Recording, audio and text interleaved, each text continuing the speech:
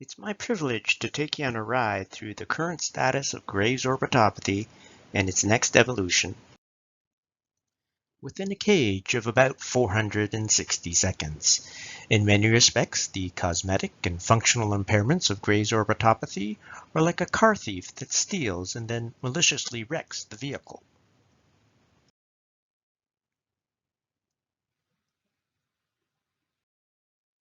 Recall, Graves orbitopathy is an autoimmune affliction that can affect the thyroid gland, orbital tissues, and occasionally the pretibial skin. Only 5% of patients with Graves' disease experience severe orbitopathy that requires immunosuppression and/or surgery. Orbitopathy mainly occurs with hyperthyroidism, but up to 15% of patients may be euthyroid or occasionally hypothyroid.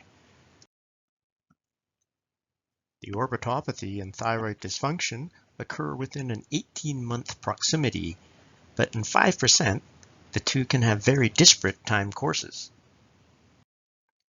Traditionally, antithyroid drugs and thyroidectomy are not believed to affect the course of Graves' orbitopathy, with notable exceptions of post-treatment hypothyroidism or when radioactive iodine thyroid ablation is administered without steroid prophylaxis. If Graves' orbitopathy is suspected but lid retraction is absent, imaging and blood work should be performed. Imaging may show preferential enlargement of the inferior or medial recti, classically with tendon sparing, or there may be fat proliferation, especially in younger patients. Recall the TSH is low with hyperthyroidism. If the TSH is normal and Graves' orbitopathy remains suspect, requisition thyroid-stimulating immunoglobulin, antithyroid peroxidase antibody, or antithyroglobulin antibody. Occasionally, some patients with Graves' orbitopathy may have decreased orbital retropulsion, but no marked proptosis. Purely unilateral Graves' orbitopathy is unusual, but asymmetric Graves is common. Prevalent mimics in association with Graves' orbitopathy include low-flow fistula, orbital inflammatory syndrome, overlap with IgG4-related disease, and myasthenia gravis. These entities usually do not show true lid retraction. With a fistula, the engorged blood vessels extend to the limbus, and there may be pulsatile tonometry Myers.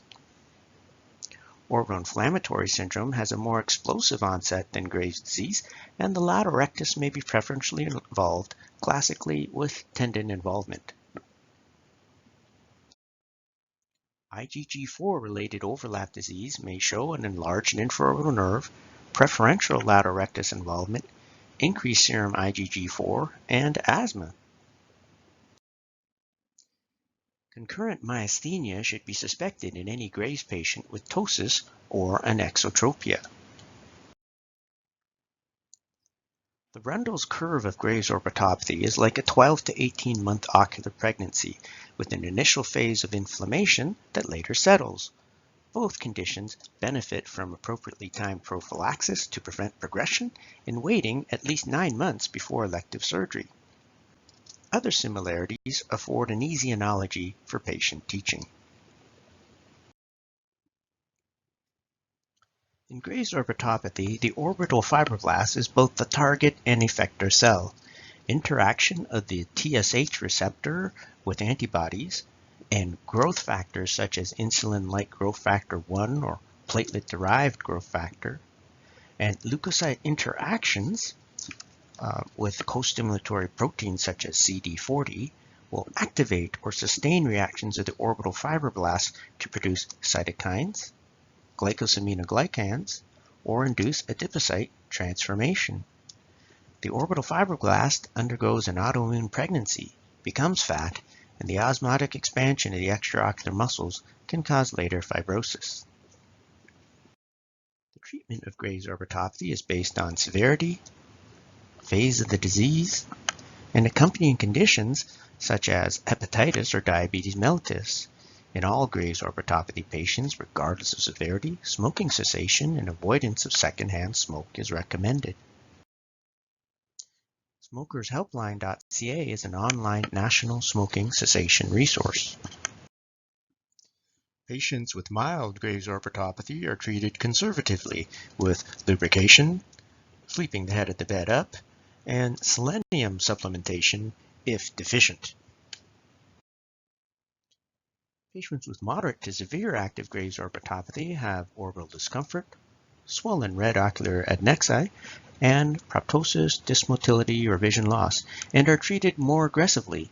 The clinical activity score is the most commonly used gauge of disease activity. Clinical activity scores greater than 3 out of 7 or 4 out of 10 suggest active disease that might benefit from immunosuppression. The VISA score is more complex than the clinical activity score. Patients with stable VISA inflammatory scores less than 4 out of 10 are managed conservatively. Patients with moderate to severe active orbitopathy have the option of intravenous pulse steroids with or without orbital radiation.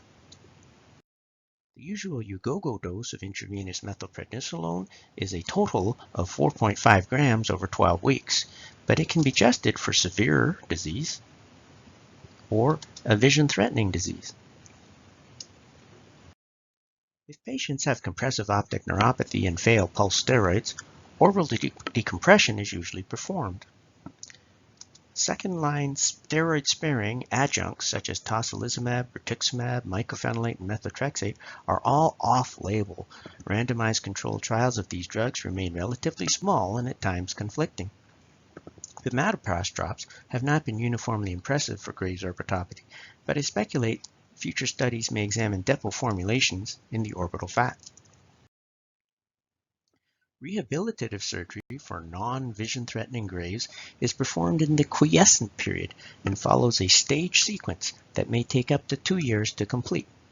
Not all steps have to be performed if the patient does not have the full spectrum of disease or does not desire treatment.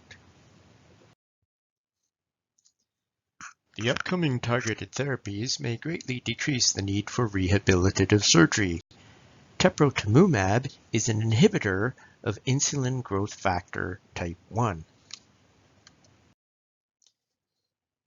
After 8 infusions over 6 months, teprotumumab reduced proptosis by at least 2 millimeters in 73% more subjects than placebo. Side effects of teprotumumab were predominantly transient, and they included muscle spasm, hyperglycemia, and hearing impairment. The statistical calculations are my own estimates. Anti-CD40 antibody is in phase 2 study. CD40 is overexpressed in the orbital fibroblasts of Graves orbitopathy patients and involved in leukocyte interactions, which when activated ultimately increase hyaluronic acid production. Drugs directed at the TSH receptor include K170 and an epitope for Graves' disease. In summary, there are many suitors for the Graves orbital fibroblast, and it will be interesting to see how each targeted therapy makes out. In all likelihood, the need for surgical intervention with Graves orbitopathy will diminish. However, almost all of the aforementioned drugs were originally developed for cancer chemotherapy, and their long-term side effects in Graves patients are not well established. Customized gene therapy for the prevention and treatment of the different phenotypes of Graves orbitopathy would be even more très joli than the aforementioned drugs. Thanks for your attention.